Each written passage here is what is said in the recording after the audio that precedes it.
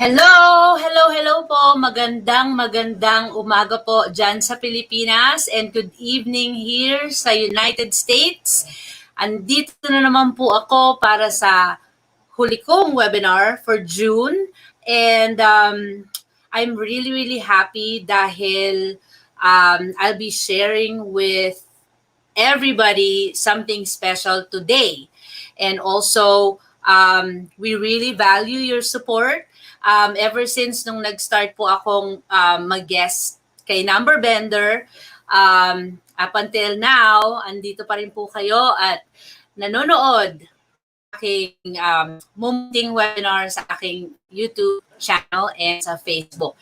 And also, thank you po sa mga teacher friends ko po na sumusuporta po sa akin sa channel dahil 1,000 subscribers na po kami sa YouTube, and in Facebook I have over 500 friends who's following my Facebook channel, and I really feel humbled and thankful dahil po sa suporta ninyo ever since nag-start akong magpa-webinar with Number Bender, and syempre yung mga audience ni Number Bender, audience ko na rin. So thank you very much, and it feels like my professional goal as a teacher to teach other educators fulfilled dahil po nandyan po kayo sa harapan ko po and still learning with me with regards to the new normal and of course the distance learning, and not only that, strategies in science and all that. So today po, marami po akong ituturo sa inyo with regards to using learning platforms. So, abangan niyo po yan maya-maya lamang. But after this webinar today, papahinga muna ako for a week dahil magfo-focus ako sa certification or coursework certification na pinut up po namin ni Dr. E for our friends who would like to learn more about using video content creation and also using learning resource platform online. So para siyang teacher camp, kumbaga. So yun po yung 12-hour PD na i-offer po namin para sa inyo pong lahat for free, of course. Dahil alam ko pong marami pong matutulungang mga guro dyan sa Pilipinas na maging successful once na magpasok ka na po and you are teaching your students at a distance, either modular ba yan or hybrid learning or flex learning or full online. So mamaya po, i-discuss ko po yan sa inyo kung ano po yung kailangan nyo pong gawin kung gusto nyo pong ma-earn yung equivalent of 12 hours professional development certificate of completion regarding this little help from me and Dr. E and also Mrs. Watkins, who's in the backstage today. Thank you, Mrs. Watkins, for helping me today run our show.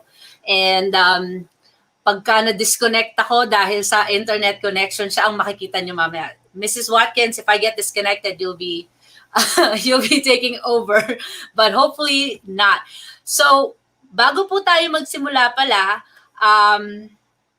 gusto ko po sanang makita kung sino ang nandito ngayon na nanonood sa atin today. So, nasa batian portion po tayo ngayon. Let's see who is here. I have Alan. Hi, Beniel. Sana may matutunan ka dito, I'm sure. And congrats, by the way. I remember natapos mo yung ating coursework from last week. Thank you for that. And we also, who else is here today? Asian Pop. Yay! Hi! How are you? How are you doing? It's nice to see you. Kahapon, magkausap lang tayo sa chat with Number Bender. Now you're here. Thank you. And also, Nenet Millares. Hi, good morning. Watching from Rizal Elementary School from the Division of Laguna. Hello po sa mga taga Laguna and hello din po also from Commonwealth High School. Hi, Rochelle. Nice to see you. Sana may matutunan ka today dahil marami akong learning platforms na ipapakita sa inyong lahat. And also, Ron, Walter, hi, from Quezon City District 5. Hi there. And I'm glad you're here. Also, RB. Hi, RB.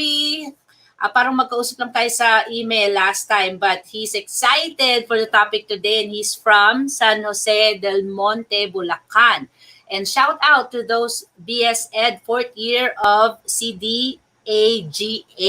Thank you, RB. And let's look at two more. Hi, Sher Liwanag.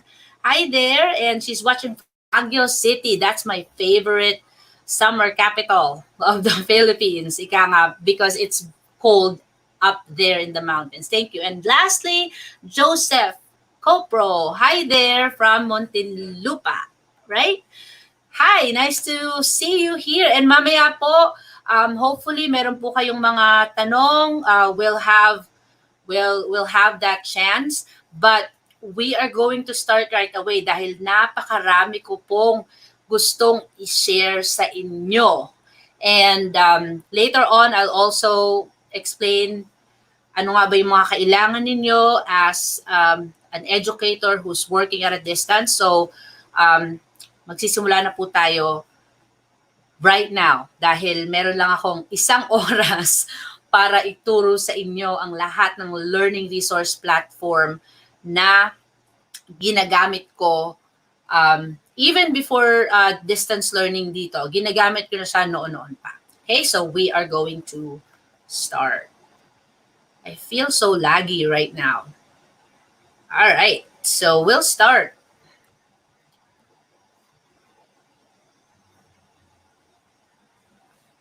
Okay, let's share my screen.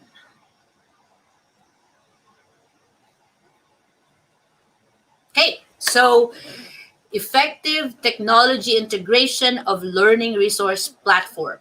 So, nilagyan ko ng effective kasi hindi enough yung gumagamit lang tayo ng learning resource platform sa ating online classroom. Kailangan intentional and effective ang paggamit natin. So ituturo ko sa inyo paano nga ba natin ma-maximize itong mga learning platforms na natututunan natin along the way, either sa social media or from other publishing company na pinakita itong mga resource platform or even sa DepEd. I would like to share with you paano ko nga ba nagamit itong mga learning platforms na ito sa aking Google Classroom so that maging effective ito sa mga bata at hindi mahirapan yung mga bata gumamit nito. And I hope that yung coursework na i-offer namin ni Dr. E sa inyo ay makatulong dahil talagang i-immerse namin kayo on how you can effectively use these platform. So let's start with our goal for today. So I don't know if you noticed after a few times na nagpa-webinar ako, lagi akong may goal for today kasi gusto kong malaman ninyo na ito ang target nating i-accomplish for today. So we're gonna take a look at different learning resource platforms to deliver your content. We are going to identify the use of learning resource platforms in terms of engagement and assessment. And also, I will be demonstrating how I integrate these learning resource platforms to a lesson. And then, ipapakita ko rin sa inyo, i-demo ko sa inyo kung paano ko siya pinopost sa Google Classroom. Okay? So, here are the lists of learning platforms na ginagamit ko throughout the years. So, hindi lang nung nag-COVID or nag-distance learning, but throughout the years. So, ever since mag-start ako magturo actually dito sa United States since 2005, meron ng mga learning platforms akong nilista dito na nandito na talaga noon pa. So, and I've categorize them into 3.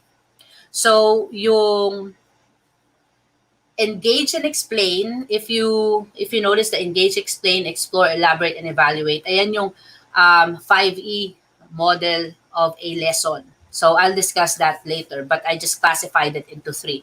So for engaging my students and also explaining the topic that I teach, YouTube, EdPuzzle, K12, Nearpod, yan yung madalas kong ginagamit. Actually, YouTube at saka EdPuzzle ang madalas kong gamit whenever I want my students to engage with the lesson and be interested with the lesson. For exploring and elaborating, I use these virtual lab simulation. So marami akong mga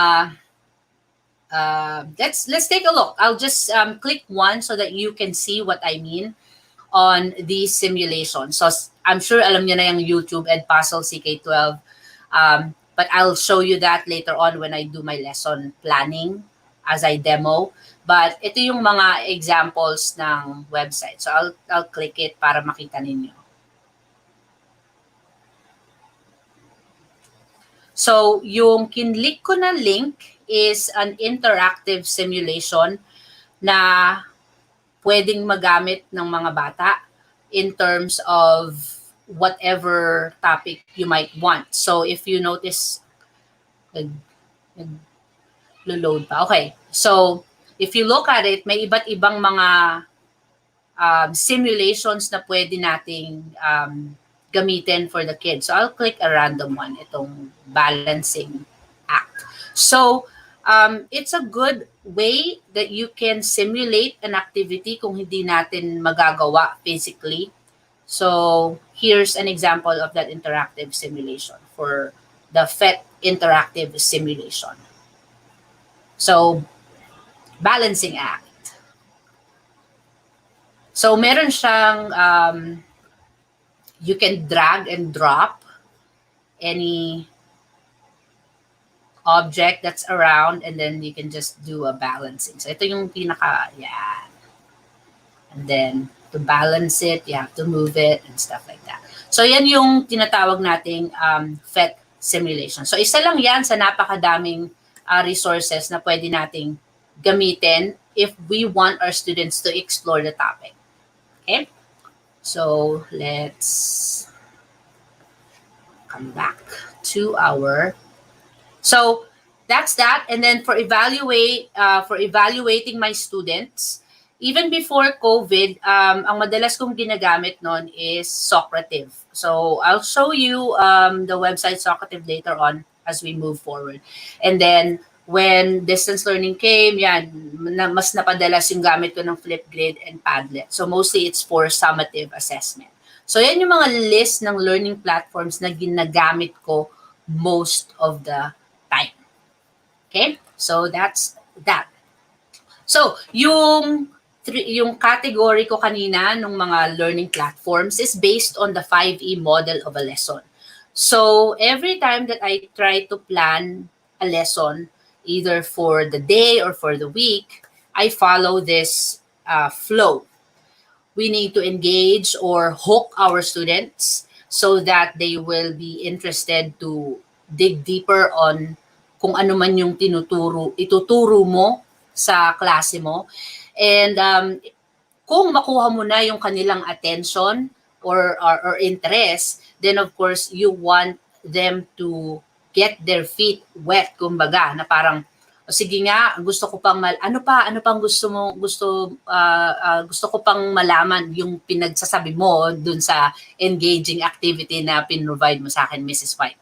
So you will let your students explore it, and of course pagka nag-explore yung bata, syempre marami ng question na pwedeng ma-form sa utak ng bata na, bakit kaya ganun? Bakit kaya? So which is why you start to providing them explanation, which is the explain part of the 5E model, wherein students and teacher either collaborate to learn more about the topic. So dyan na pumapasok yung textbook natin or e-textbook, or even some videos that you think is credible enough to provide an explanation for the topic. And of course, after nilang malaman yan, you can add more reinforcement para marami pa silang matutunan dun sa topic na yun by diving deep onto the topic. So either reading article yan or more video, any current connections of the topic. So that's when you elaborate. And of course, if you think that your students, you want to measure or to determine kung yung estudyante ba ay may natutunan sa pinag-aralan nila in terms of when they start exploring it or reading more about the topic, then you would like your students to be assessed or to show them, to show what they know about what you presented to them. So, yan yung 5E model of a lesson. So, yan yung lagi ko iniisip before I even start my planning. Kung ano man yung ipapagawa ko sa mga estudyante ko whenever I assign assignments. So, with that in mind,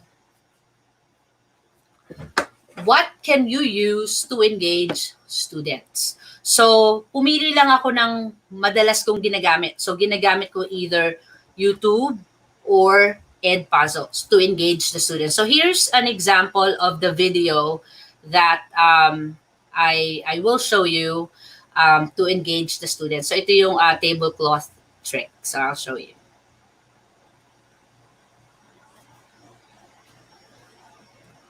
Oops. Sorry. Hang on a second.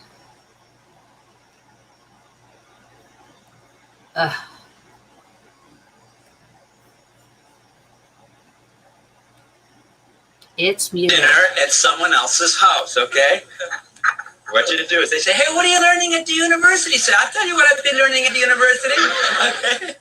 And get the table all set. Grab the tablecloth like this and say, do you believe in the first law of inertia? And they say, yes, we do. Hey, how about that? All right. So, yan yung example ng engaging video na na ginagamit ko with my students para ma-hook sila sa lesson, para they want to learn more. Bakit nga ba nangyari yun? So that's an example of the engaging video that I used when I started teaching Newton's first law of motion. So yan yung example na yan. So another platform that I use is EdPuzzle. So EdPuzzle gathers kind of like initial information ng mga bata na pwedeng makakuha sila ng more information about the topic. So I'm gonna show you an EdPuzzle. So this is EdPuzzle. Okay, and if you look at the interface of EdPuzzle, marami kang resources na pwede mong mag-type ka lang. Let's say, for example, Newton's first law.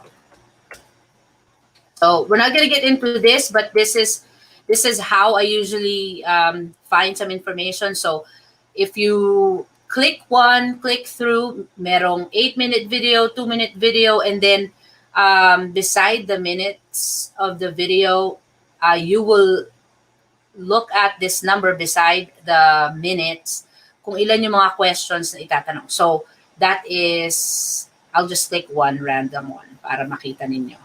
So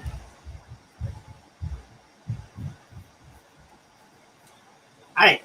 So in this case, every time that a student watch, so manonood yung estudyante mo, and then pagka pinlay mo siya, we're going to talk about Newton's first law of motion. We're going to use the spin simulator to help figure out what Newton's first law of motion. Yeah. So ganyan. So after watching, merong question na lalabas sa right side nung video. And then sasagutan ng estudyante based dun sa napanood niya. So yan yung EdPuzzle. So I like the EdPuzzle kasi meron siyang check for understanding component. So yan yung EdPuzzle. Okay? Alright. So those are the two resource websites, resource platforms that I use to engage my students. Okay, that's it. Okay, so paano naman kung gusto kong mag-explore yung bata tungkol dun sa topic? So I use specifically Glencoe virtual labs. So yung mga virtual labs ng Glencoe, I've been using it for years. And also, I will demonstrate later on yung mga technicals ito, but I'm just gonna go through what platforms that I use, but I will demo everything. Like the EdPuzzle, I'll demo then later on. So that's your Glencoe. So I'll click it just so you can see. So normally lahat ng Glencoe, let's click one. Glencoe virtual labs are ran with Flash Player. So you have to activate and enable Flash Player. So you have to allow it para mag-activate yung virtual lab. So here's an example of the virtual lab.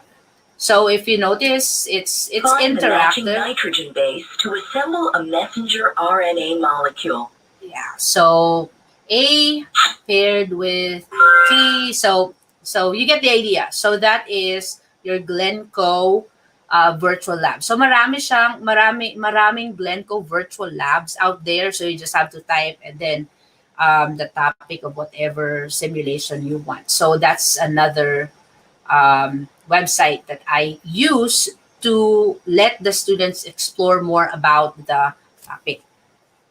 Another example is CK12. So meron din silang simulations na ginagamit. So I'll choose,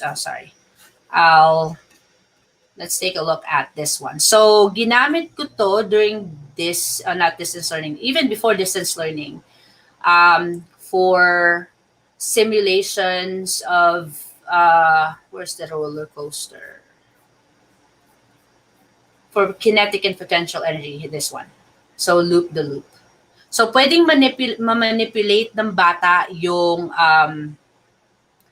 roller coaster ride. So how can a roller coaster go upside down without falling? So they will test it out and then they will adjust the loop and do simulations and stuff. So that is your simulation.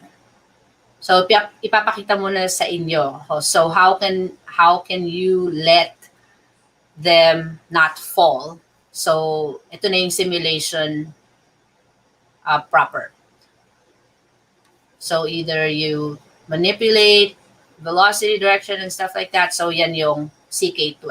So kids can explore more about the concept by simulation. Okay, so I'm not gonna get into that para dahil meron lang tayong 1 hour today.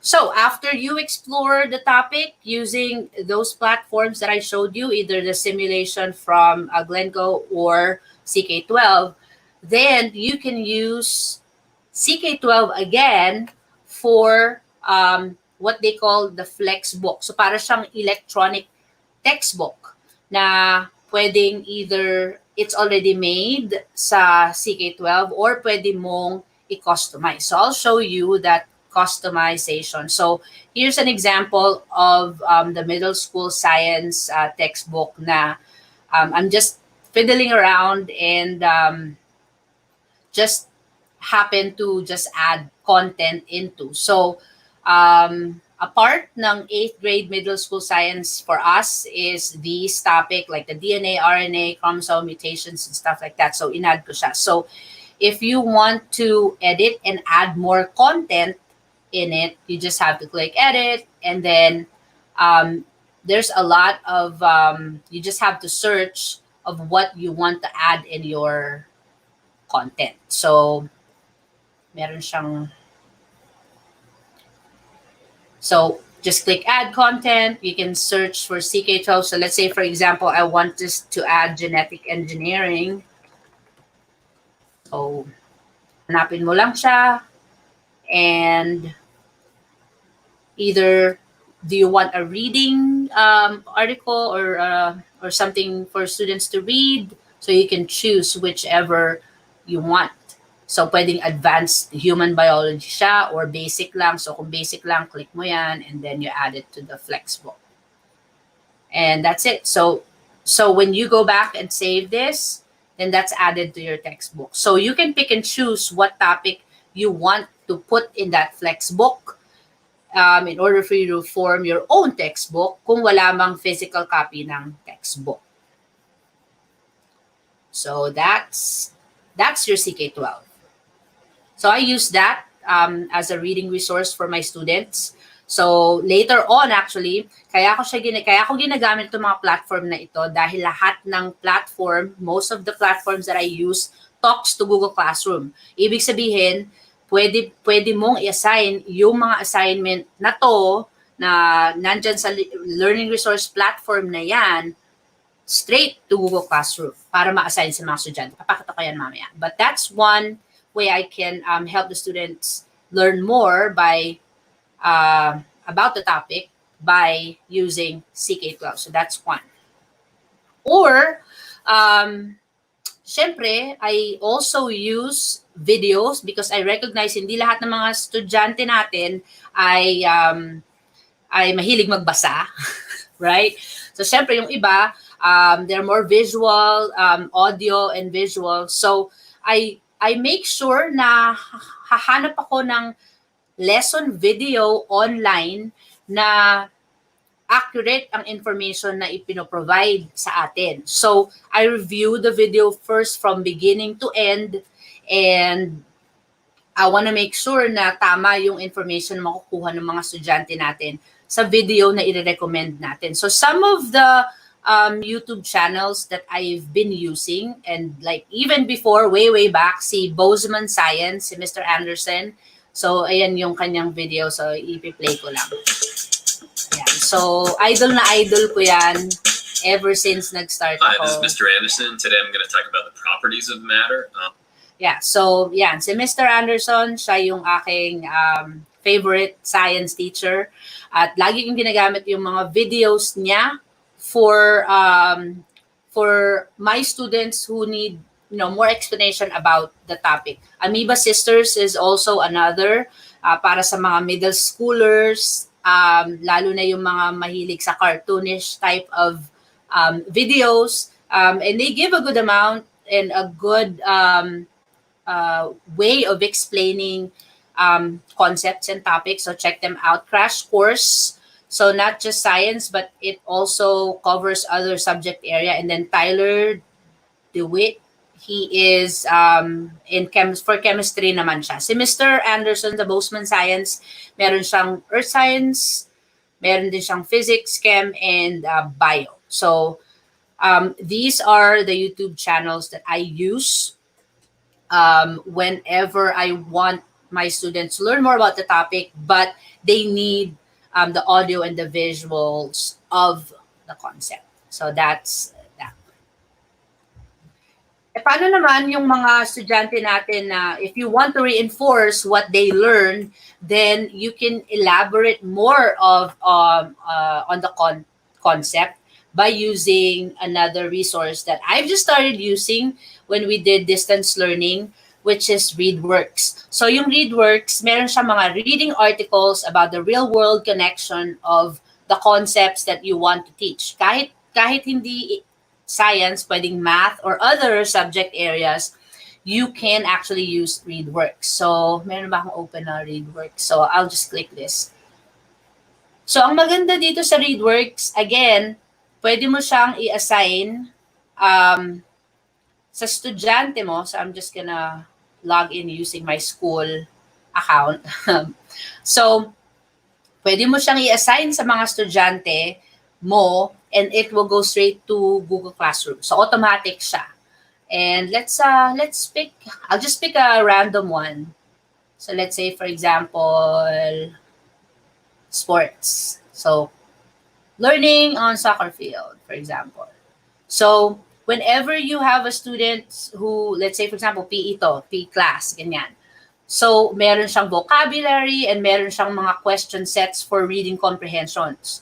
So, all you need to do is to assign, and since meron akong klase sa Google Classroom, then I can simply just put my grade, authenticate with Google. So, nakikipag-connect siya sa Google para may assign mo tong assignment na to sa mga estudyante mo sa Google Classroom. So, ReadWorks is a good resource, lalo na kung gusto nyong i-practice yung reading comprehension ng mga estudyante nyo sa English classes and all that. Pero ginagamit ko rin to sa science, lalo na if I want to look for a reading article that's related to my subject area. So that's ReadWorks, to elaborate more about the concept, some current events and all that. Workbench is specifically for science. So ginagamit ko tong Workbench na to if I want my students to do a demo. And itong image na nakikita ninyo is the last project that I had my students do during distance learning. So pinagawa ko sila ng electric motor. So that's that. So hopefully my internet will not be glitchy kasi every time that I click something, parang bumabagal ako sa aking live session. So this is an example of the lesson sa Workbench. So they will give you instructions as a student. So itong gagawin mo, work with a group, blah, blah, blah, blah, blah, and then they will answer a response, and then there's a vocabulary of what the concept is connected with or the task is connected with. And there's like a specific exam because this is an experiment actually. The goal of this assignment is for students to make an electric motor and formulating hypothesis and then do an experiment, in short, from their own home. Although this one can also be done sa classroom. But since the distance learning, tinry ko siya, students, were able to follow instructions, and then yung iba nag-demo, and then I just had them post it on Padlet para ipakita yung demo nila. And later on also. So that is Workbench. So there's different lessons that you can explore, whatever it is that you want to teach. So there's a lot in this Workbench. Either it's just a simple lesson or an exploration or even some, hands-on activity. This is what I used, and I've used it twice. And I'm hoping to use this for next school year. So that's Workbench. And lastly, how can I evaluate my students? So for formative assessments, I use quizzes. So usually just for checking for understanding, for gamification of lessons. And one good thing with quizzes is that it can be integrated with Google Classroom. Papakita ko yun ulit mamaya. And Kahoot, ito mas patok to sa mga estudyante, lalo na pagka merong game sa classroom or even nung distance learning. Meron kaming live session sa mga bata, and then we start having them do Kahoot. So it can be done over Zoom meeting for review games or minsan trivia lang, like simple trivia after you're done with the lesson. Sige, maglaro tayo, and then we use Kahoot for games. But at the same time, we want to use it for formative assessment as well. So review ng mga natutunan nila for the past semester. So we used Kahoot. And syempre, yung sa mga medyo formal assessment, yung mga summative assessment, I use Socrative. I've been using Socrative. I started using it in 2010, I think. Basta nung nagsimula ang Socrative, so ginagamit ko na siya. I use it for summative tests. So meron siyang open-ended type of questions or multiple choice or true or false questions. So ginagamit ko yan. Flipgrid, normally I use it for discussion posts, but also as an oral presentation and with an option for visual. So I had my students use it to present what they learned and also quick demonstration of the presentation. So ang Flipgrid is a good platform for that kind of, like if they want to show something, because you can record yourself and then do your demo or, answer a discussion post for collaboration. And lastly, yung Padlet naman, mas marami siyang capability kesa sa Flipgrid because students can actually post and embed their PowerPoint presentation. They can actually embed a created video content that they made, even just a link from a YouTube video that they could. I'll show you later on sa aking demo kung paano pinopost yung project sa Padlet. And also, when students collaborate together and they turn in their project, like a group project, dyan ko po pinapopost sa kanila yung project. So, I'll show you real quick yung Padlet. So, ito yung aking Padlet na ginamit ko with my classes before, even with Mrs. Watkins' class. So, this one is fun. I know Mrs. Watkins will be very happy to see it. So, ginamit namin to during distance learning. And we ask our students to post their recipe. And after our lesson on food chemistry and, the carbohydrates, fats, proteins, then students post their own recipes, so like Liliana's recipe idea and stuff like that. So students are able to post their ideas here. They can even post a picture apart from their recipe ideas. Yung PowerPoint na sinasabi ko sa inyo is also here. This was before distance learning pa. So, may project yung mga estudyante ko about human impacts to the environment. And so, they worked on it together with their group mates. So, sa PowerPoint. And then, after they're done working together, instead of presenting sa harap ng klase, ang pinagawa ko sa kanila is, pinost nila ito sa Padlet. Tapos, yung mga kaklase nila, dito na lang manonood at i-review yung kanilang slide presentation. And then, this is how they will be evaluated by their classmates. So, mag-click tayo ng isa. I think this one is a good one. So, when someone's reviewing their presentation, it's a slide. So that's it. You can see right away the presentation of your classmates in Padlet. So this is a PowerPoint presentation, and I just uploaded it just like this.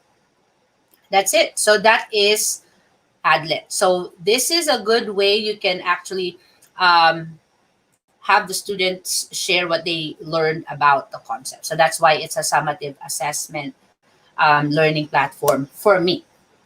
Okay, so that's that. And of course, yung station lab na diniscuss ko po last week with you, if you attended the best practices, it captures all the 5E model of a lesson. Dahil meron itong formative assessment, students will get engaged by watching a video or researching, writing a short essay, even drawing. If you can refer back to the last webinar sa ating channel, please check this out kasi ang station lab po ay encompassing all 5E model of a lesson, kumbaga. So parang lahat nandun. And if you want to see the sample of that, nandun din po sa last webinar ko po, itong station labs. And the station labs can either be, kung modular po kayo sa inyong school, then it can also be converted into a module format as well. So ang kaibahan lang, siyempre walang video, but instead more of a reading article o pwedeng picture, printed out pictures, or instead of the sing it, pagko-compose nyo sila ng kanta that's connected to the lesson. So that's the station lab. So, magde-demo na po tayo ngayon sa ating Google Classroom. So, how do I integrate these learning platforms in my Google Classroom? Siyempre, isipin ko muna kung anong topic. So, here's an example na I put together. So, ang topic ko for week 1 is about DNA, chromosomes, and genes. And this is to fulfill the next generation science standards. Yan po yung standards namin dito.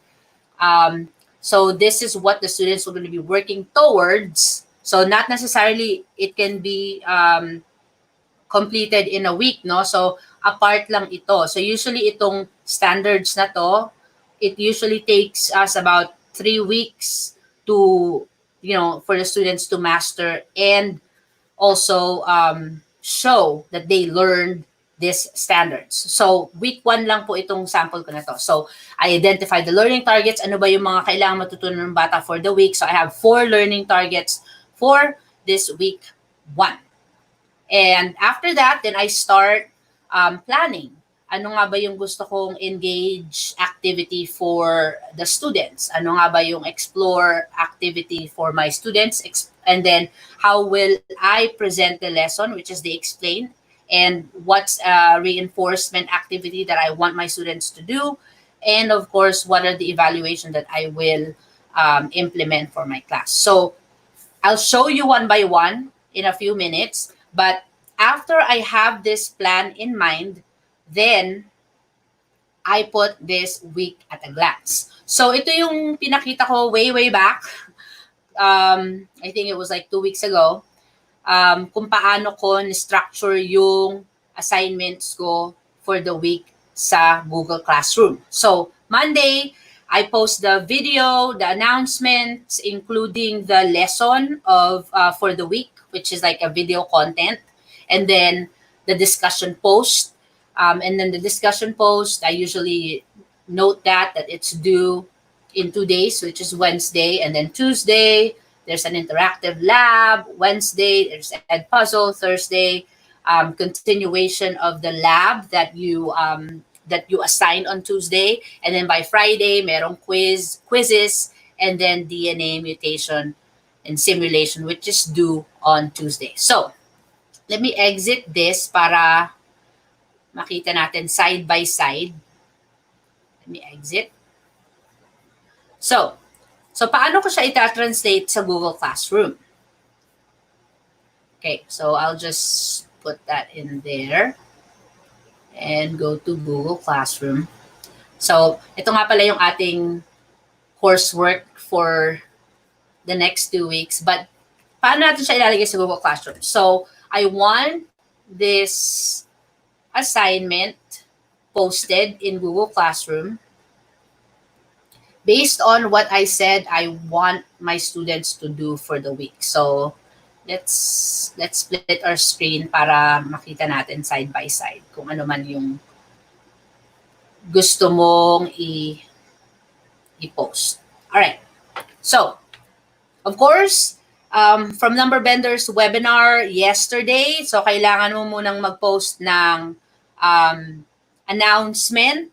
But of course, if you have live classes like every Monday or something like that, isama nyo na yung announcements ninyo using the week at a glance. Itong week at a glance na ito. So, papakita ko naman yung mukha ko sa inyo. So, okay. So, week at a glance, yan yung pinaka-guide mo. So, now that I know what I want to post for my class the whole entire week, either you post it the way you see it. So, Monday, kailangan mag-post ka ng discussion post. And then, of course, yung video lesson. So, pwedeng click mo lang, create. And if you want to just post the video lesson, so let's say, for example, umattend kami ng Zoom meeting and then ni-record mo na siya. So, you will just have to click material, and then you're just gonna have to add a link of the video. So, teka muna. Kailangan ko muna yung lesson video ko na link. Alright. So, video content lesson here. So, I'm going to copy that link, and then DNA video lesson. So, add Oops, not file. Hello. So add, and then since that video content lesson is what I uploaded in YouTube kanina, actually I recorded myself. So click, search, add, and so you just say, watch the video about our topic for the week. And then you just hit post. So once it's posted, it's gonna go to the streaming and makikita yan ng estudyante mo. And then when they click it, they will see the lesson. That's it. So, yan. RNA at mutation. Bago tayo magsimula, ang DNA ay isang parte ng bawat organismo. At kung titignan ninyo sa larawang ito, ang giraffe ay may natatanging katangian na nasasaad sa kanilang DNA. Yeah. So yan yung makikita ng estudyante natin if we want them to learn the content first. So that's that. Did I freeze? Am I freezing right now? So that's that. So now that you have the video lesson, then you want the interactive station lab to be posted. So let's say for example Tuesday na, so Monday, oh wait, before Monday. So meron tayong discussion post. So go back, classwork, and then you're gonna click question. So whatever question you want, so let's say what is the role of the DNA? So I'm just gonna make it short and sweet, and sabi ko na panonoodin nila si Bill Nye, so I have to use that, and then I'm gonna click YouTube again, and then there, and then add it. So you can change the points, 5 points or whatever, and then the due date. So sabi ko Wednesday, so I'll put July 1st, 11:59, and then you can choose a topic. So right now I'm not going to put a topic kasi pwede mo siyang i-section. We can section it out later on. So that, and then ask. You can either do a short question or pwedeng multiple choice. Kung multiple choice, kailangan mong maglagay ng multiple choice, and then other students can see the answer as well. So I'm just going to leave it as short answer and then start asking. That's it. So, meron ka ng dalawang assignment. Monday, nag-post ka ng video lesson and the discussion post. So that's the Monday. Yan yung Monday natin. So now, we're gonna move on to Tuesday. So yung DNA Interactive Lab. So the DNA Interactive Lab, if I'm gonna go right here, is it's a Google document. So create, and then assignment, and then once you click assignment, you just have to click Google Drive, and then DNA Interactive Station Lab. So yun yung file na ginamit ko. DNA, okay, explore DNA Interactive Lab. Okay, so lagay ka lang ng title, Interactive Lab Station. Alright, so again, put a score or a points, kung ilang points yan. So let's say 20 points. And then sabi natin deadline nito is Thursday. So lagay natin July 2nd, and then that's it. Click assign. So yun na, meron ko ng Tuesday na assignment. So pagka kinlik yun ng bata, it will open up the file that you made. So in this case, ginamit ko Google Forms. So if you notice, like, what's your name, anong class period mo, and then click next. So papakita ko lang sa inyo real quick. So in this Station Interactive Lab, so the students are asked to go to a website, tapos susundin nila yung direction, tapos sasagutin nila. So may mga questions silang sasagutan as they navigate through the website. So para siyang web quest, kumbaga. Yun yung tinatawag nating web quest. So that's it, and then they go there's another web website they're gonna go, and then they'll do an interactive exploration and they answer the question. So yan yung station lab for this particular topic. So I'm gonna go leave. So that's that. So meron ng Tuesday. So sabi ko Wednesday, may EdPuzzle tayo sa Wednesday. So here's the EdPuzzle. Okay? So let's assign an assignment sa EdPuzzle. Oops, that's not EdPuzzle. So that is Flipgrid. EdPuzzle. Okay. So, sabi ko ang ating topic sa EdPuzzle is the DNA. So, meron na akong content na nahanap kanina. So, I'm gonna click that and I can assign this assignment to my students. So, pwedeng i-review mo muna yung mga questions. Ano nga ba yung mga questions na naka-assign na dito because it was made by someone already, by another teacher. So there are some questions na Usually they do not have symptoms, but those that are carriers. Yeah, so I'm not gonna have you watch that, but every dots at the bottom of the timeline of the video, merong mga questions. So you can click assign. So click assign, and then in this case, I have my sample classroom. So I'm gonna click that I will assign it to the sample classroom, and then I want to turn on the closed captioning. This is for our students who needs that accessibility options. So kailangan naka-on yan.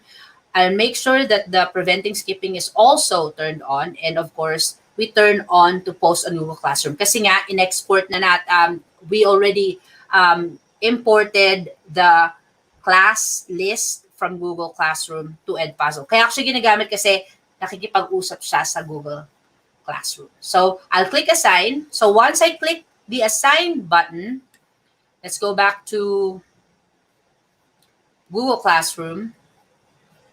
And let's take a look. So, hopefully, okay. So, hey, stream was updated. So, Ginang White Science posted an assignment in EdPuzzle. So, kung ako yung bata, I will be able to do this assignment. I just have to click it. So, yan yung assignment na inassign ni teacher ng Wednesday. So, dahil automatic siya from EdPuzzle, I just need to put edit. I just click edit, and then of course, kailan ba siya due? So, Friday. Sa Friday, so lagyan mo siya Friday, 11:59, and then that's it. And then click save.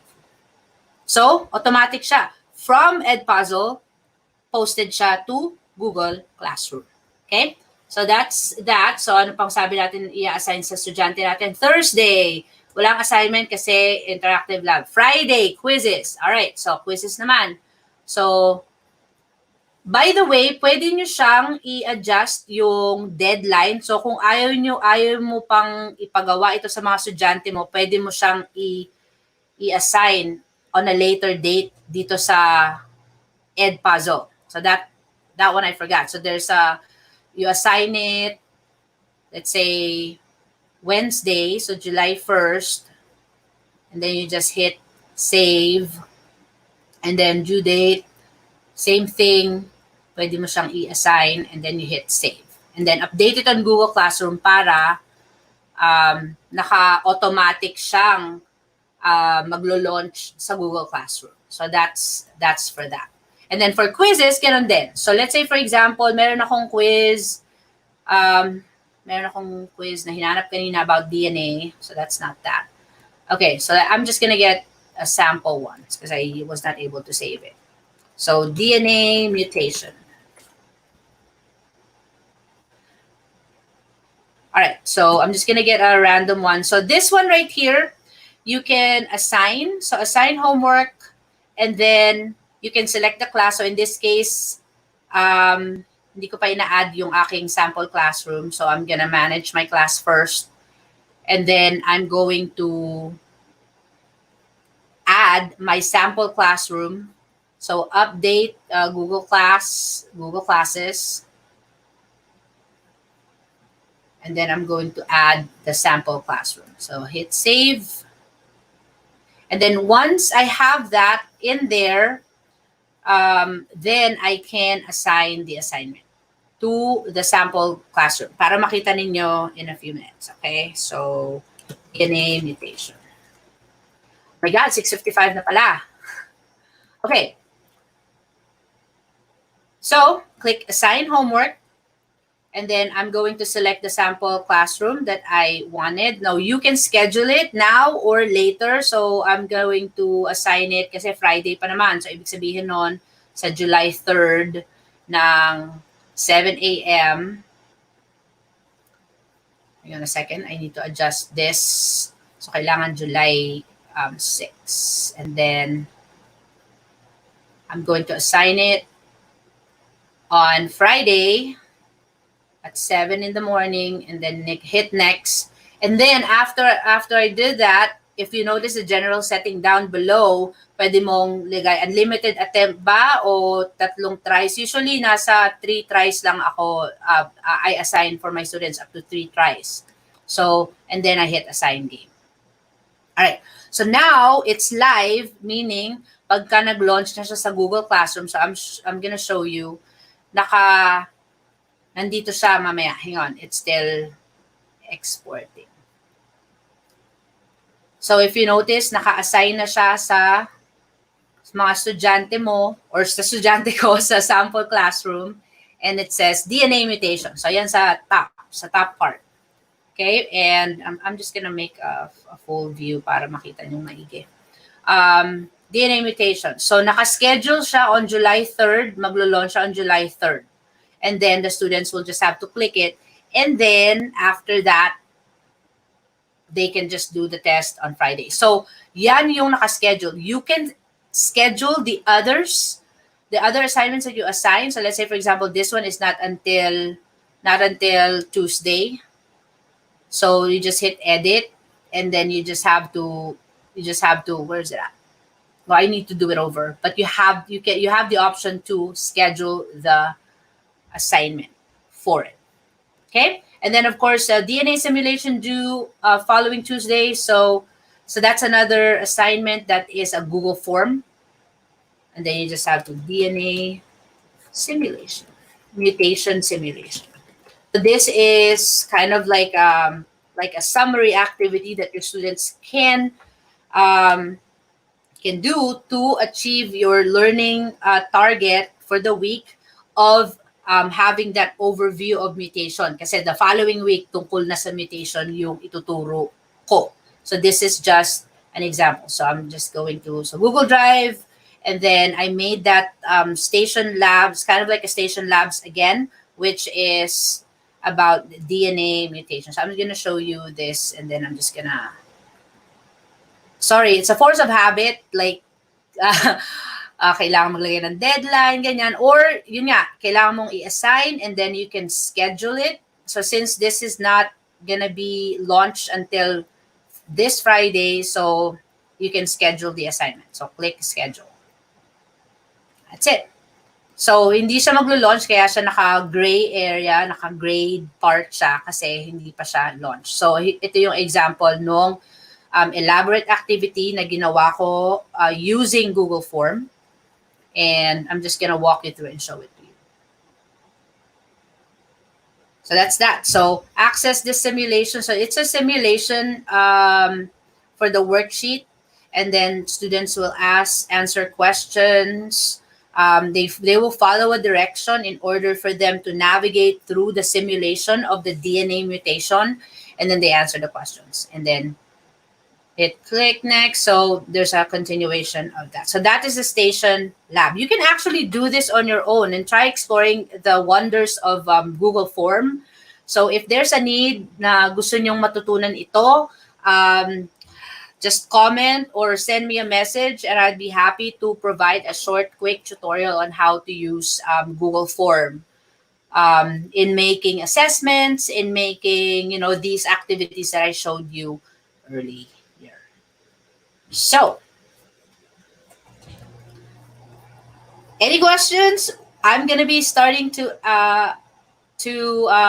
take in questions in a few minutes, but I just wanted you guys to see what I'm actually doing as I walk you through kung ano man yung ginagawa ko prior to putting up assignments. This isn't new to me kasi kahit na may face-to-face, I'm gonna show myself now. Kahit na nung face-to-face pa, ginagamit ko na itong mga platform na ito. And then I also assign assignments to my students on Google Classroom. In fact, hindi ako masyadong nagbibigay ng worksheet sa classroom because I want my classroom to be the time where nagtatanong sila sa akin ng questions or nagpapalab ako sa kanila. So yung mga yung power na sinasabi ni Dr. E of Flip Classroom, dyan pumapasok yan na ipopost ko sa Google Classroom yung mga kailangan nyong malaman tungkol sa DNA or RNA or whatever. And then, we talk about it in the classroom. And we, kung meron kayong hindi nagawang assignment, so dito nyo gagawin sa classroom para merong time na magtanong kayo tungkol doon sa topic. So, most of the time, mga lesson videos and also like music videos, I post it on Google Classroom. Tapos meron silang mga discussion posts. So merong time na nagsasagot yung mga bata ng kanilang discussion post sa classroom. So yan yung aking ritual every time. And of course, I put my own announcements kung kailangan kong mag-announce sa kanila. Minsan, nire-record ko yung sarili ko sa phone ko and then I post it on Google Classroom. So it's important that you also have, Google Classroom app sa phone ninyo para, like, for me, meron akong Google Classroom app na nasa phone ko so I can check students or quick message or whatever. So you can put notifications too, lalo na kung Google Classroom ang gamit nyo. And it's very handy. And if there's like a written work, in fact, you can actually check the assignments here. So let's say, for example, I have an assignment, yung mga nagsa-certification sa amin ni Dr. E, pwede kong i-check yung kanilang assignment using Google Classroom from my phone, and then I can use my hand to make some corrections.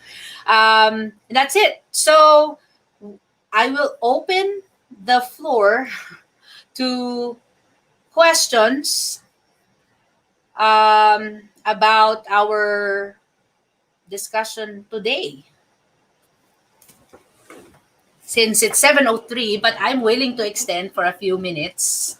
So let's look for some questions. I have one. It says, can Google Classroom be accessed for free? Yes, Gail, it is for free. Although, if you belong to a school, from what I gather, you just have to let the school sign up for a Google for Education. And the school can have kind of like a school G Suite na tinatawag nila. So yes, but if you, let's say for example, you're just doing a homeschooling or a little school or something like that, you can use your own personal. In fact, yung ginagamit ko kaninang Google Classroom, hindi yan yung ginagamit ko talaga sa school. Ginagamit ko yan for my personal coursework assignments. And then, yung demo classroom ko, yung personal account ko. But of course, if you are in a school na hindi pa gumagamit ng Google Classroom, then they have to contact Google so that you can be provided with a free Google for Education account for your school. So that's that. Let's look for another question. Meron pa po bang questions? Meron ako nakita kanina eh. Alin po sa mga sites ang kailangan ng paid subscription? So, yung mga pinakita ko sa inyo are usually free. They're all free. I think the ones that I did not highlight na ginamit ko kanina, yung Nearpad, mas ma-maximize kung paid subscription siya pero mahal. Siyempre. But most of the resources that I shared with you are for free. ReadWorks, free yan. So I don't want to share learning platform na alam ko na merong may bayad.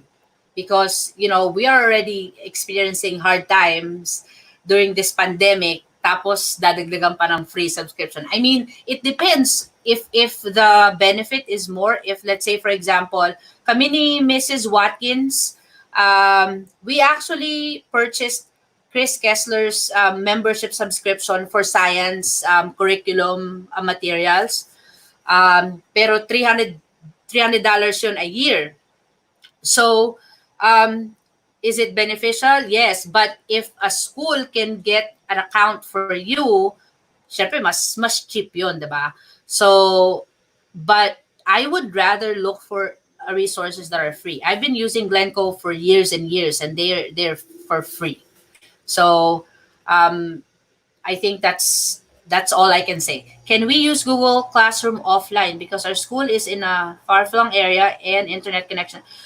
Unfortunately po, Ma'am Angelica, we cannot use Google Classroom offline. However, what I would recommend, lalo na kung distance learning as in a modular approach ang gagamitin ninyo with your school, I would check out the station labs that that Mrs. Watkins and I are using, na merong let's read, let's draw, let's write, let's explore or demo.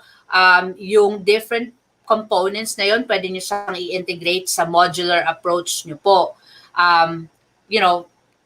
Partnered with, let's say, for example, kung may available textbook yung mga bata, pwede nyo gamitin yon and then just do a modular packet of the station labs. For science, yung explore part ng station lab is for like demo o mag-experiment kayo, and then it depends on whatever topic you are actually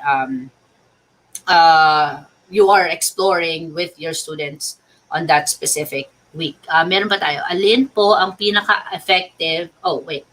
Good use of technology, but aren't we missing projecting our personality in teaching?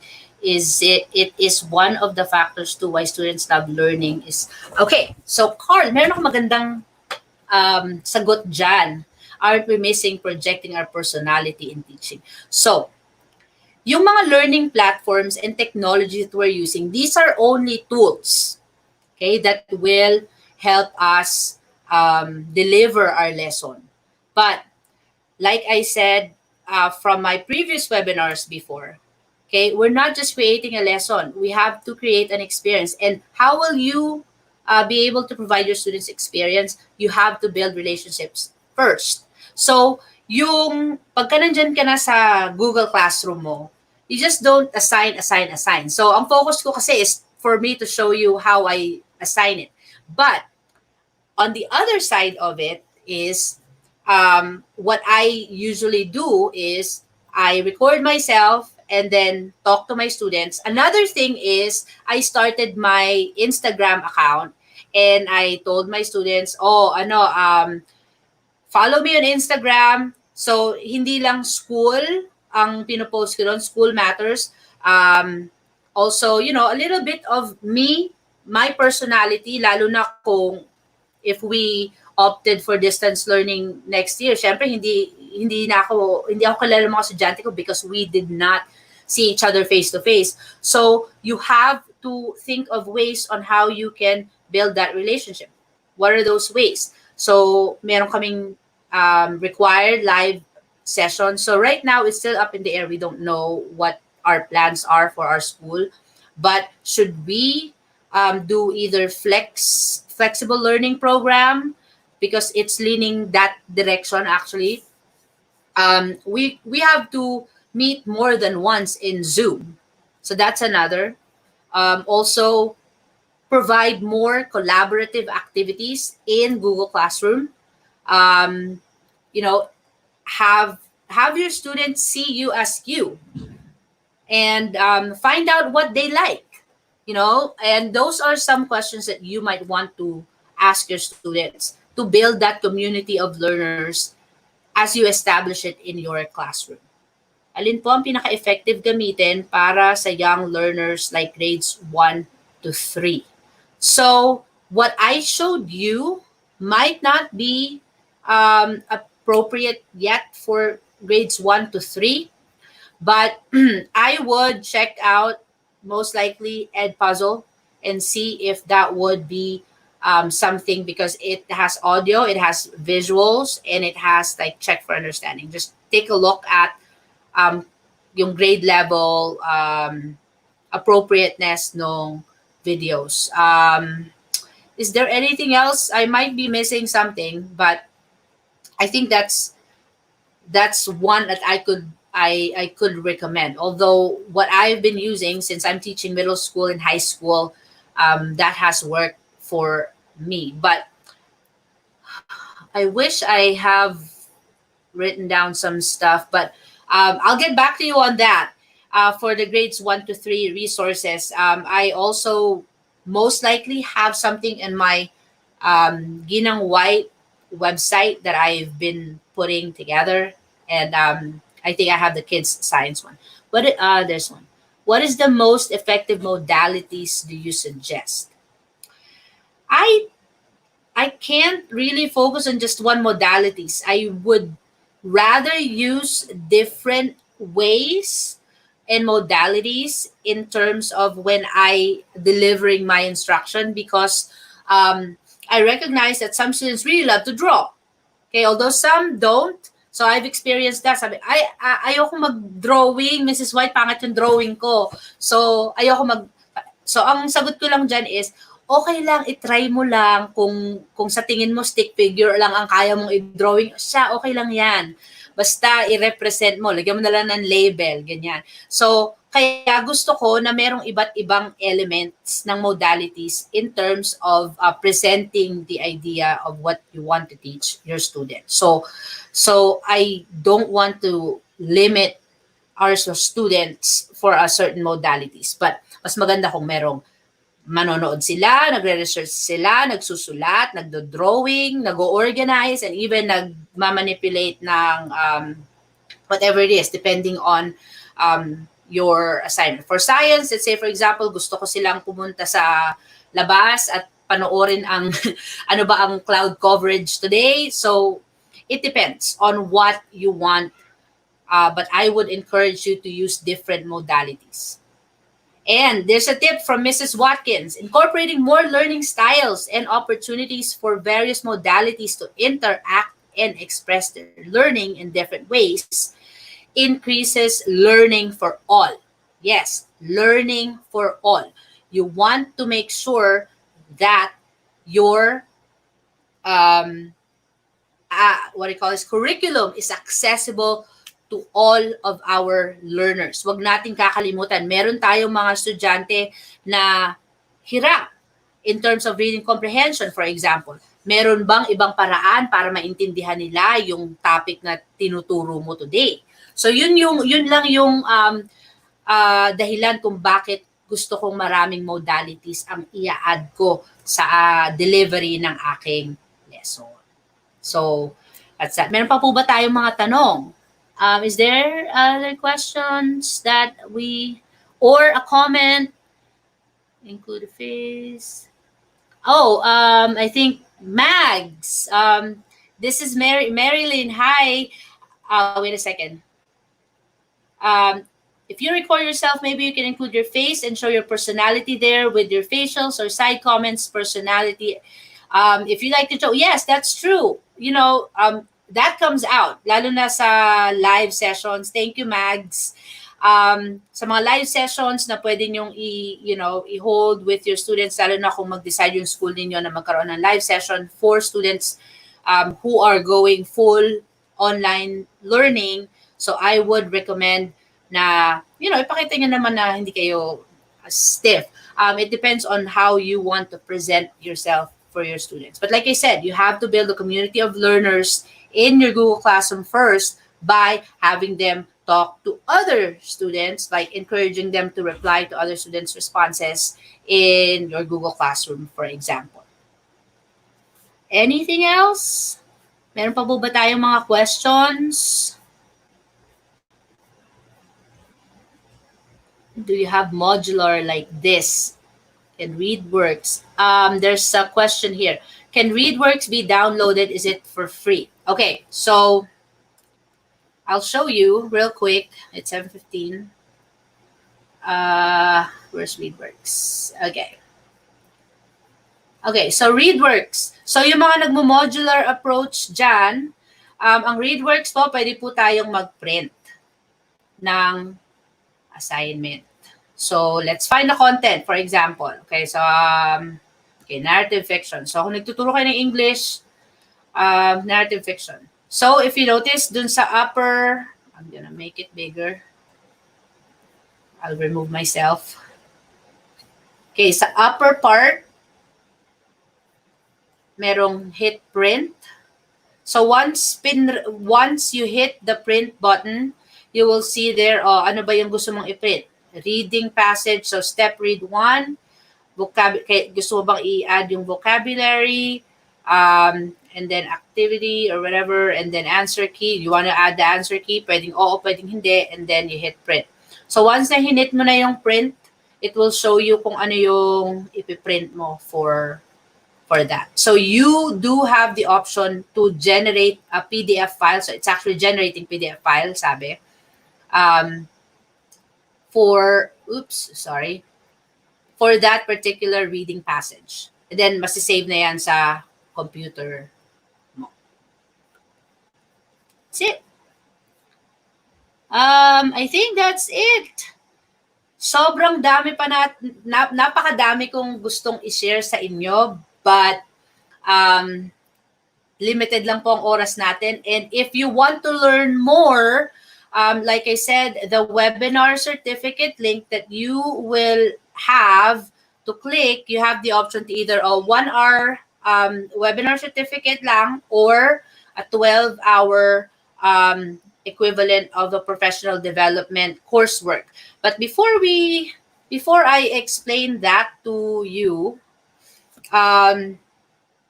gusto ko lang sanang i-share some words of wisdom para po sa inyong lahat. Na lahat ng mga learning platforms na pinakita ko po sa inyo will mean nothing kung gagamitin nyo lang just because, ginagamit ng iba. But we have to always think about being intentional sa paggamit ng learning platforms na ito.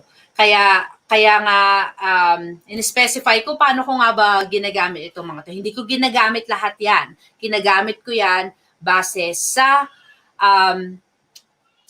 need ng week na yon or ng panahon na yon na naghahanap ako ng resources for my students.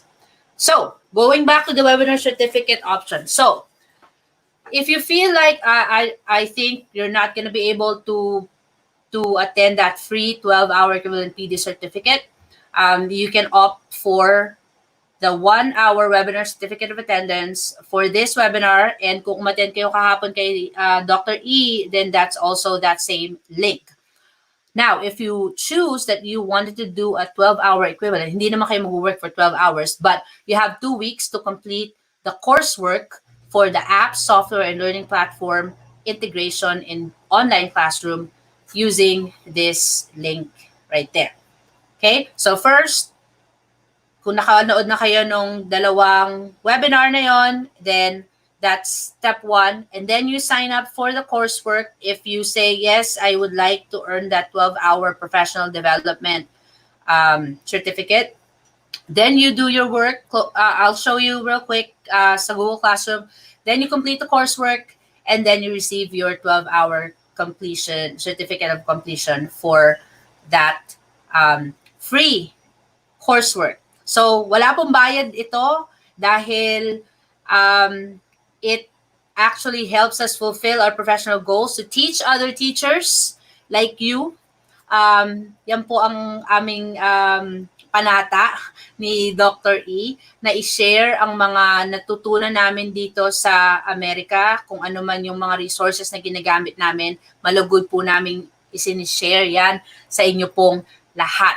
At you don't need to spend a lot of money. Na iintindihan namin na maraming tao ang nawalan ng trabaho. So why not provide something valuable for our dear educators back home, even here in the United States, lalo na kung yung mga mga approaches and strategies na ginagawa namin sa aming mga classroom really works for our students. So we are very happy to share everything that we have, we know, and we experience to everyone, which is why yung 2 weeks na yan, I hope that that would immerse you to learn more about Google Classroom and to learn more about how you can run your classroom. So that being said, ito yung coursework. So it's the effective integration of learning resource platforms. So I just wanted to share quickly. So meron ng post si number bender sa ating Google Classroom assignment. So if you are interested for that po, please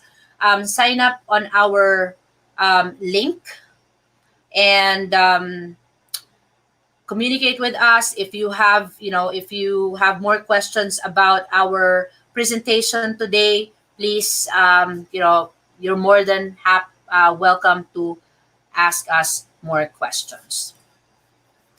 Okay, so dito na po tayo sa pinakahuli natin. So, I just wanted to quote George Couros. He's an author of Innovator's Mindset. Change is an opportunity to do something amazing. I thought nung nag-distance learning, I have learned more things than ever, and I was able to produce something amazing. In my point of view, something amazing for my students. And I've learned a lot. I've learned how to use Google Form more than ever. I've learned to video edit more than ever. So I was really surprised with all the things that I've learned during distance learning. And I believe that this change that's happening to us is an opportunity for all of us to do something amazing. And also, please think about that technology will never replace us. Huwag po tayo matakot na baka malimutan na ang mga guro dahil online distance learning na. But technology is just a tool, okay? It will never replace your teachers, but with great teachers like you, okay, technology can be transformational for all of our students and for us too. And always think of it this way.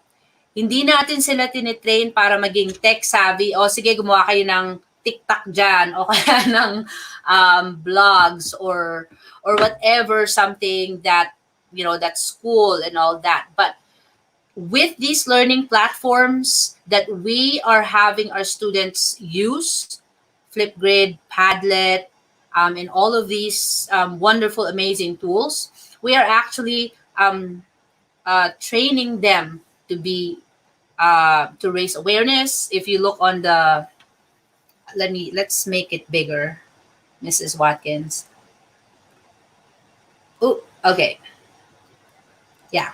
So we want our students to start conversations, to find answers, to be partners, to make a difference, to take action and drive change. So we want them to use the technology in this way, but not just, like mindlessly using these platforms, but instead, when they use the platform, it actually transforms them. So that's why inad ko yan sa aking last slide for today. And again, maraming salamat po sa inyong lahat na nakatutok for the past almost 1 hour and a half already. Sa napakadami kong shinare, sana po hindi nagdugo ang ilong natin at hindi tayo nagkaroon ng nosebleed dahil sa lahat ng information na shinare ko po sa inyo ngayon. Which is why magti-take a break muna ako ng 1 week para makapag-focus po ako sa coursework na namin ni Dr. E last week sa mga nag-sign up po for OER and LMS coursework. Maraming salamat po sa mga teachers na nag-take advantage po ng coursework na yon. And of course, please get in touch with me. I love hearing from everybody. Meron pong shout out po sa mga personally sent me messages and also asking for some tips and all that. Gusto ko pong gusto ko pong marinig ang inyong mga feedback or comments. So let's keep in touch po, and let's get together. You can find me on Facebook, you can find me on Instagram, and on Twitter as well. And shout out to our sponsor, Hands-On Technology Education LLC here in San Diego. Sila po ang nagpo-provide ng ating mga webinar certificates. And you can also check them out po for their website. They are doing summer adventure camps for kids here. And hopefully, sana sa Pilipinas, meron din ganyan, right? So, maraming salamat po sa inyong lahat. And in 2 weeks po, I will be having another webinar, and it is about accessibility and equity in distance learning. Again, marami pong salamat, at I'll see you again next time. Thank you very much. In 2 weeks, we will talk about accessibility and equity in distance learning. I will be joining with Marilyn Magdalera. She is an education specialist, and she will share her experiences as she provides special education services to her students during distance learning. We hope you could join us for another Ginawite Science Live.